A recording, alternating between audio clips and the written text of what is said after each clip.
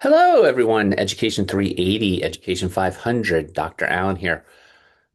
Hope everything's starting off smoothly in the course. Forgive me, it's a very nice day. I'm recording this on Saturday, the May 30th, as you may see down at the bottom of the screen. Um, if you can't, it's May 30th. I wanted to go ahead and get this filmed. I've been actually out doing some yard work, so I have my shepherd hat on. Sorry if it's a little informal, but I wanted to go ahead and get this recorded so I can maybe open the space up a little early. Um, I'll say it in the video, but it makes no sense. But I'll try to have this open either tonight or very early tomorrow morning if you want a head start for the following week. Um, if I've since I'm going to open it up a little early, don't forget that week one materials are due May 31st at 11:59 p.m. I have a lot of stuff graded. I haven't released it yet. Because sometimes I'd like to go back through as I get calibrated and looked at some of the other stuff coming in, just to make sure I'm not being unfair to anyone when I'm looking at stuff with grading. It's all looked very good so far, so it shouldn't be a problem. Um, with all that being said, being a summer class, I know I've said this, I'm going to try to keep these videos as short as possible during the regular semesters. I usually aim for 15, 20 minutes. This might go a little longer just because we have more tech, but I'm going to try my best to still kind of work within that framework as best I can. So let's go ahead and get going. This week, we have three things that we're going to look at in terms of tech. I have them up. There'll be three modules. They'll be right here, week two, week two, week two. Um, Basically, we're going to look at Nearpod. I put some other presentation software listings on here. By and large, the three that you'll probably see the most are Nearpod, Pear Deck, and I kept Powtoon on here, but really it's Mentimeter. A lot of people like to use it because of the word clouds and things like that. For this assignment this week, though, I am by far most familiar with Nearpod. I've been using it probably, well, it's been well over a decade. It's been around for a little bit. It's one of those technologies, you'll hear me say this a million times, but it's one of those technologies that took off during the pandemic. And I'm going to have you make one of those. That's actually what I'm going to focus on with the presentation and the sample that I'm going to do today. I am not. We're going to do Google Notebook LM, which for some reason I thought I had updated, but this should actually say Google Notebook LM. I know it says it on the syllabus. I'll fix that. Um, I have a YouTube video up on Edpuzzle. Some of you are probably familiar with Edpuzzle. I'm going to say it again. During the pandemic, Edpuzzle got very popular. I like Edpuzzle. There are aspects to it that I really like in terms of you can't skip ahead or you can do the settings and things like that. I'm not going to make it a requirement for this course, only because in the past, some people have had some problems kind of getting everything made. And I think if we were a live class, it would be definitely something I would go ahead and do. But being that we have so much tech, I'm going to put Edpuzzle on here because I think it is something you need to be familiar with. You may like it.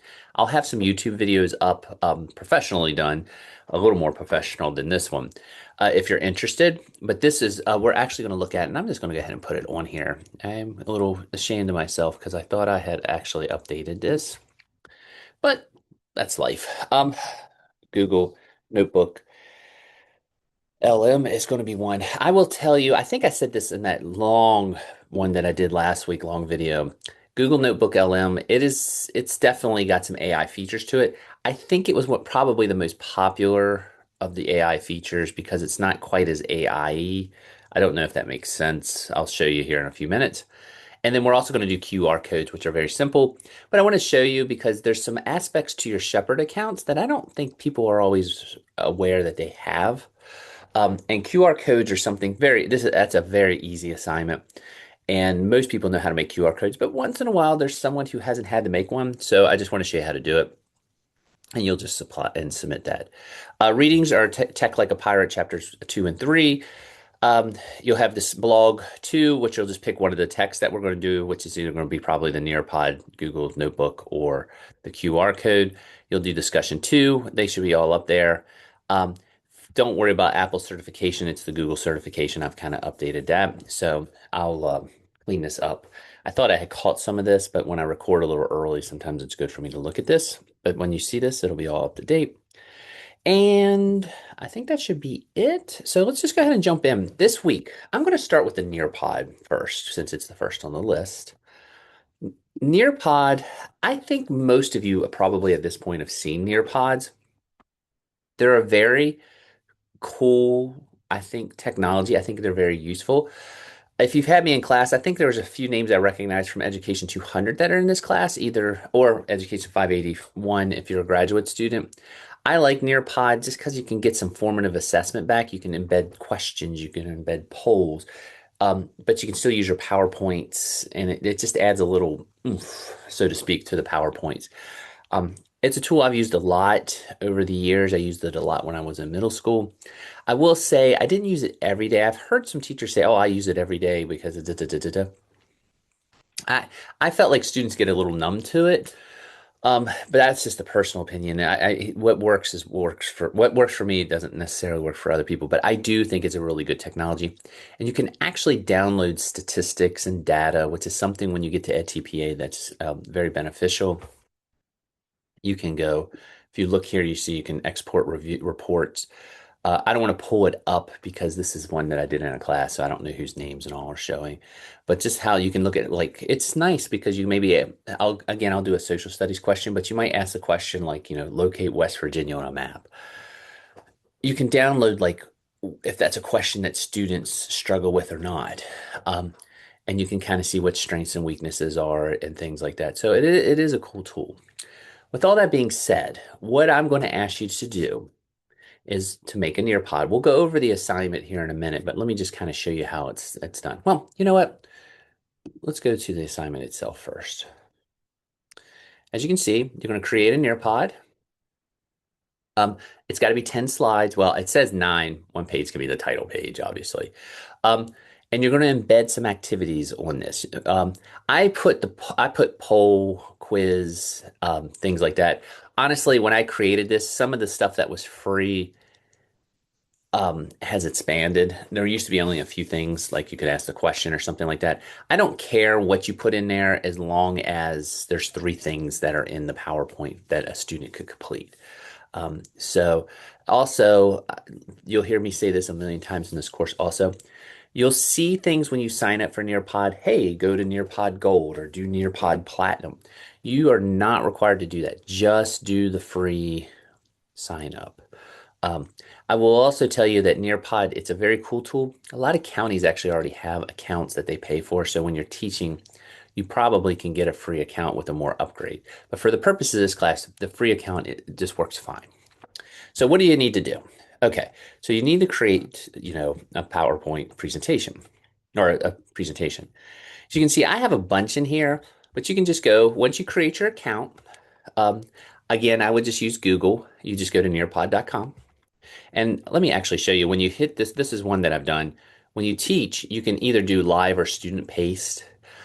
Live participation is like when you have a whole class, they get the code and you can see the stuff pop up at once. You can actually do student pace. A lot of people like to use those for substitutes where you just send them the code, they sign in and they do it on their own, maybe for homework or something like that. Didn't mention that. Now, back to building it. Just go to Launch Lesson Builder and you get all these little things. Upload a lesson, explore the library. There is a whole Nearpod library. I do want you to build your own. You can do Google Slides and build in. All you need to do really is create a lesson from scratch.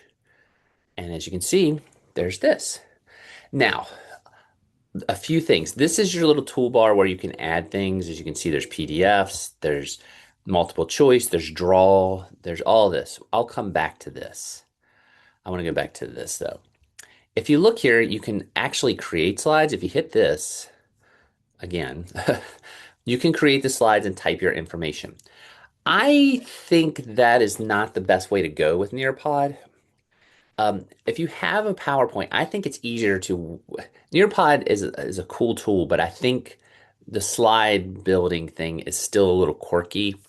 It's actually easier to just go ahead and make a PowerPoint of the content you want to use and then drop it here. So for example, you can drag and drop if you want. I'm just going to hit this.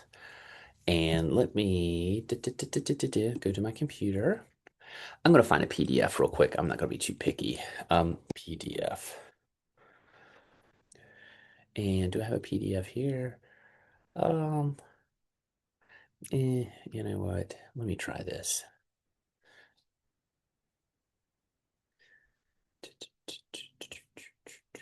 Sorry, I probably should have. Oh, there, that'll work perfect. I'll do grapes. I think that is a PDF.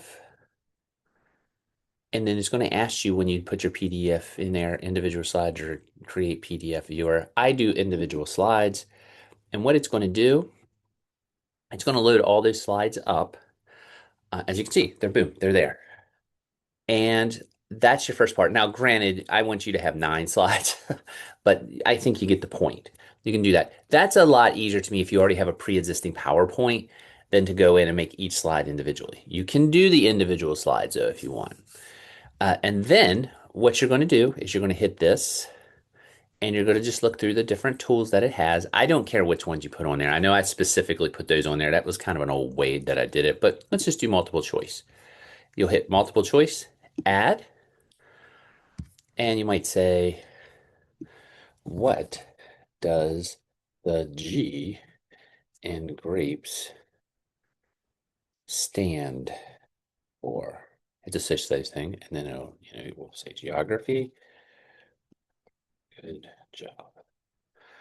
And that looks good. You can add media to it if you want. There's all types of stuff, but we're just going to save it. Whoops. What did it need? Oh, please. Oh, I didn't select the correct answer. Geography.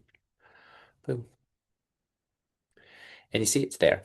Now, wherever you want it, you can easily slide. So if I want to put it here after that listing, that's all you got to do. So when you want to add another one, cool. Let's do that. I'll do, oh,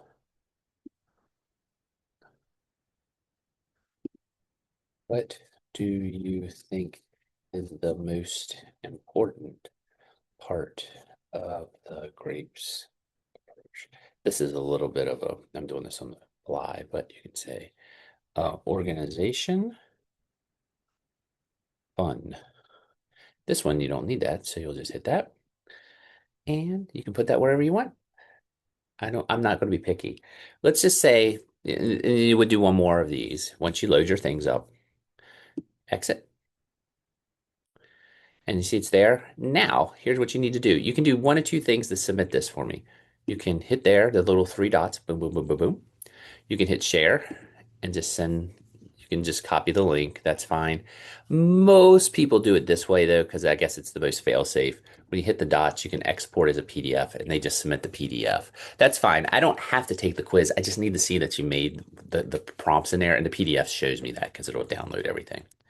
That's Nearpod. I know that's a quick abbreviated one. There will be a YouTube video on there, and you're welcome to ask me. But all you do is go to nearpod.com, register with your Google email, make the Nearpod. Boom. Lesson 1 done. All right, Google Notebook. Same thing. I'm going to have a link up for Google Notebook LM. I think this is, of all the recent technologies I've seen, I think this is the best one that I've run into. Um, I'll have a couple of YouTube videos up for you to check out, but just to kind of show you, as you can see, I have been using it. You can create basically notebook or class spaces for some. I'm going to just show you an example though of some of the stuff that it does. Basically, you're going to load up a PDF into this notebook, and I'll show you how to do that here in a second. And there's my document. It's right here. And then what this little toolbox over here, I guess, what's what we'll call it. We'll get rid of that. You can pick different things to make handouts, videos, podcast off of that document. So for example, I think this is a video that it made of this document. So let me just play that. All right, let's get into it. Today, we're going to talk about a really fundamental shift happening in education, specifically how we grade subjects like history and geography. We're moving away from simple memory tests to something much more meaningful, incredibly complex forces. And you can see it did all this from the PDF. Also, I'll go back. It's both cool and scary. As you can see, there's a briefing document that it does, and I can just share that. You copy and paste, but it took that and it took the document that I uploaded or a PowerPoint or something like that, and it kind of makes a summary. There are other tools that you can do with it. I'm just going to ask you to submit 2 things, like a document and maybe a podcast. If you look, let me see what was the other one. Oh, when I keep saying podcast, you see audio overview here. If you hit that, it's going to make a podcast, an audio overview. So instead of the video, it makes like a two people talking about the document. Um, it does take a few minutes for them to generate, and I'm going to show you how to make these things here in a moment. But to share, again, you just do this. You can download them, or you can just share links.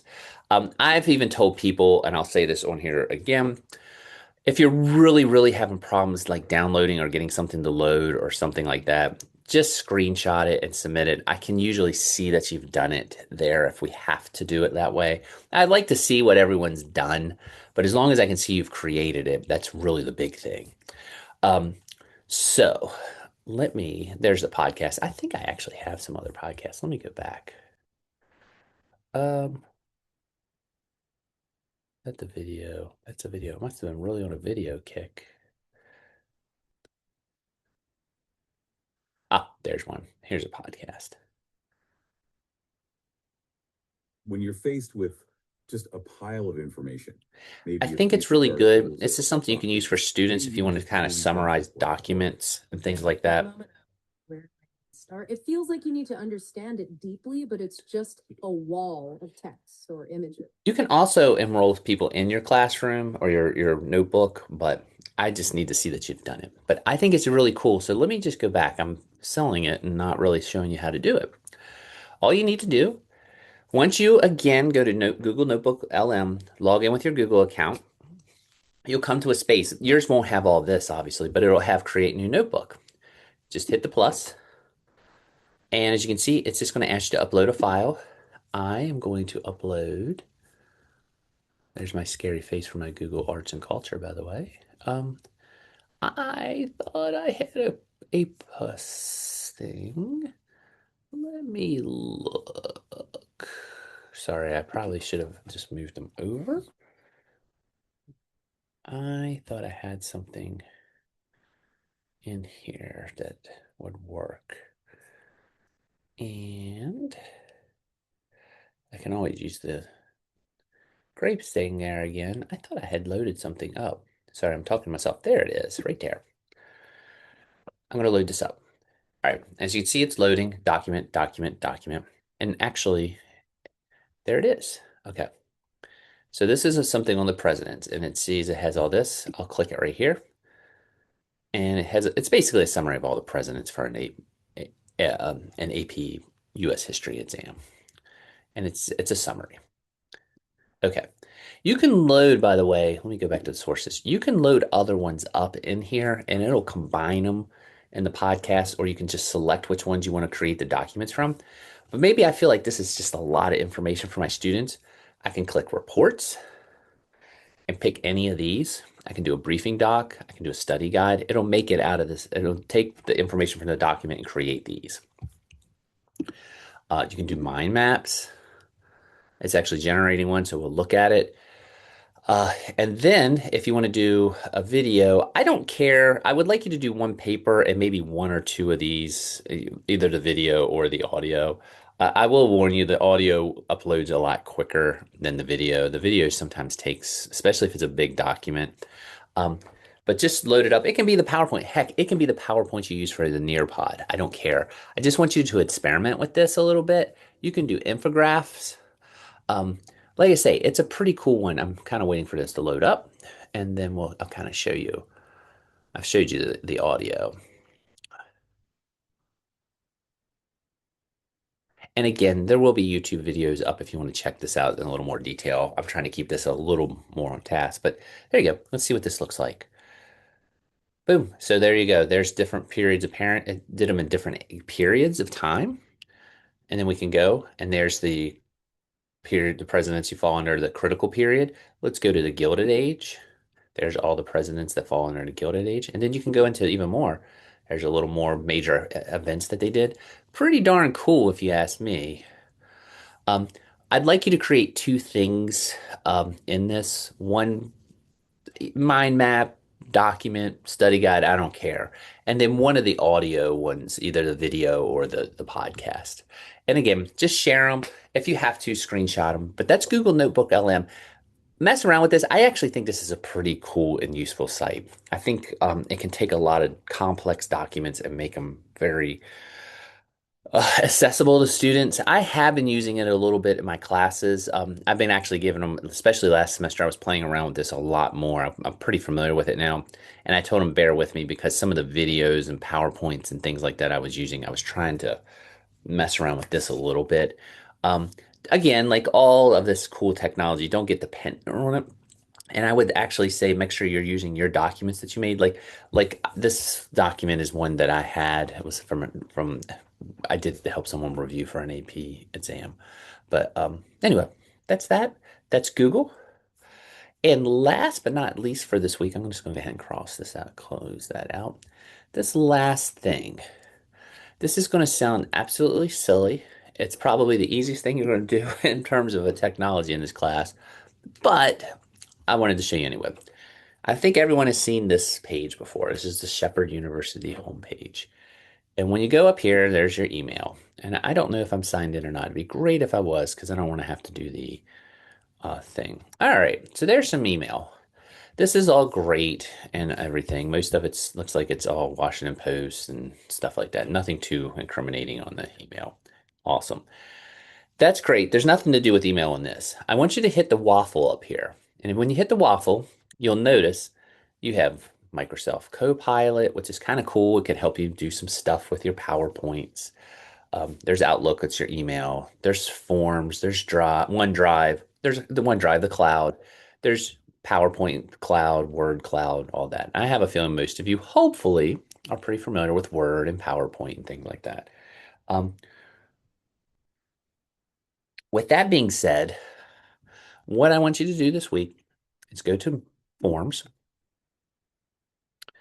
because you should have this. I don't know if everyone knows they do. And if you go here, you see this is something I do use a lot. If you go and I don't care if you do a quiz or a form, but just create a new form. Let's just say favorite sports team. I don't care what you do. If you want to make it something for school, if you want to do something a little fun, that's fine for this.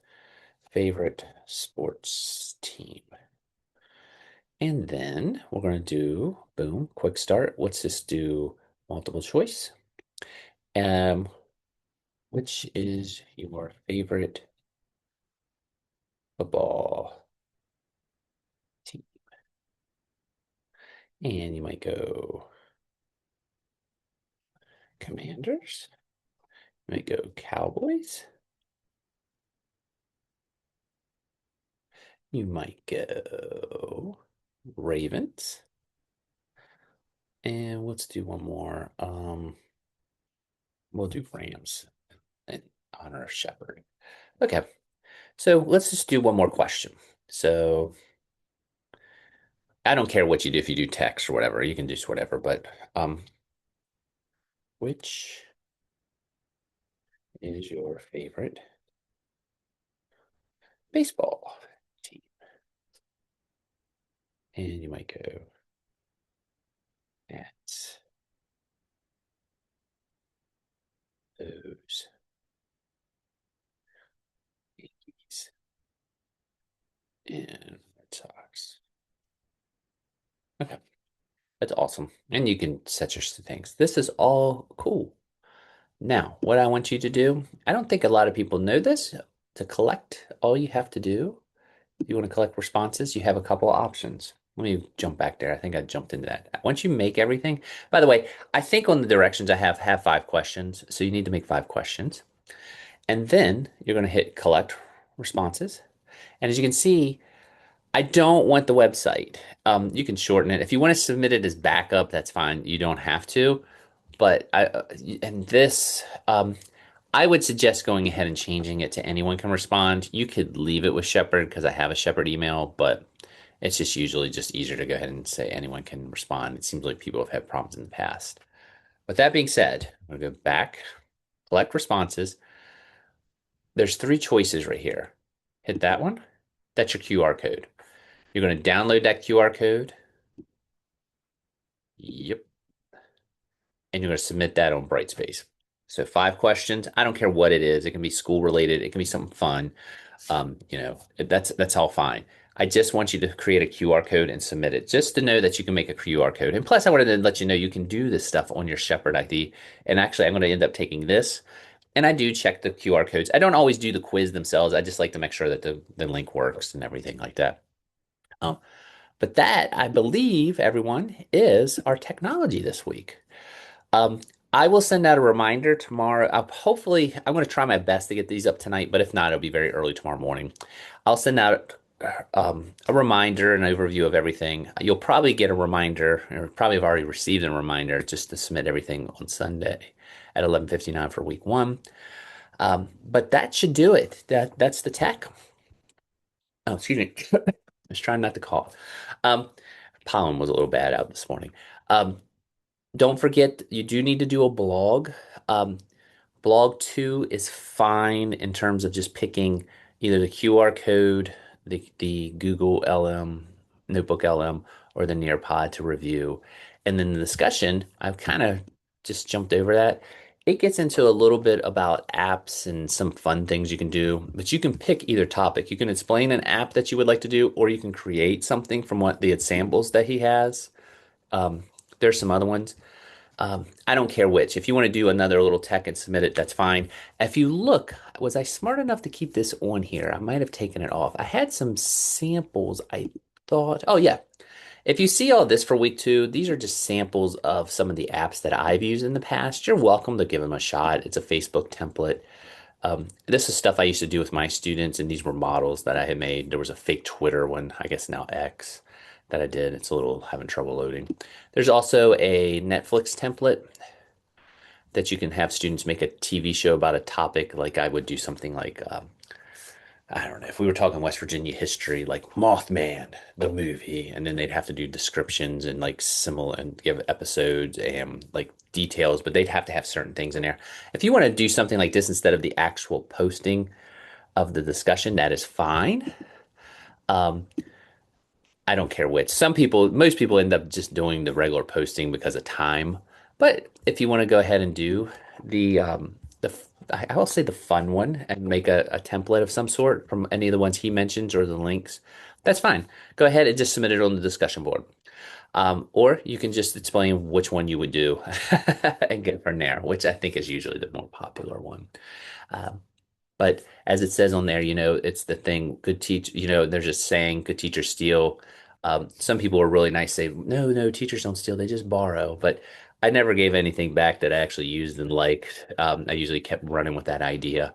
So anyway, enough babbling. That is it for this week. I hope I didn't go too long on here. I'll go ahead and stop sharing. I should have everything pretty well graded by Monday at the latest. That's my goal. So hope everyone is having a good week, enjoying the nice weather now that it's not raining, and I will talk to you later.